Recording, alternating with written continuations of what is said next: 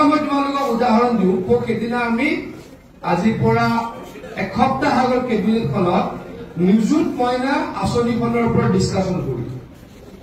নিযুত মইনা আঁচনিখন কি হ'ব যে 10 লাখ ছাত্ৰীয়ে যোনে হায়াৰ ছেকেণ্ডাৰী পঢ়িছে মানে মেট্ৰিক পাছ কৰি হায়াৰ ছেকেণ্ডাৰী পঢ়িছে তেওঁলোকে মাহত কিমান টকাকৈ পাব 1000 টকাকৈ পাব 10 মাহত।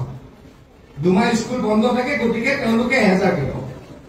আৰু হায়াৰ ছেকেণ্ডাৰী পঢ়া ছাত্ৰীসকলে কিমান পাব 1250 টকা পাব 10 মাহত। আৰু বিয়ে পঢ়া ছাত্ৰীসকলে পাব 1250।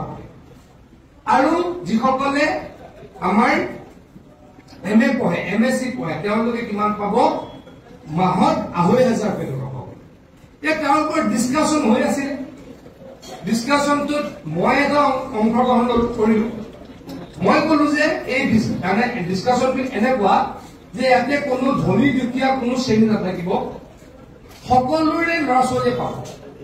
পিতৃ মাতৃ যদি অফিচাৰো হয়, পিতৃ মাতৃ যদি প্ৰফেচৰো হয়, শিক্ষকো হয়, যদি তেওঁলোকে ভাবে যে মোৰ ছোৱালীজনীয়ে 1000 টকা পাব লাগে মাহত, 1250 টকা পাব লাগে, 2500 টকা পাব লাগে, তেতিয়া আমি চৰকাৰে দিম।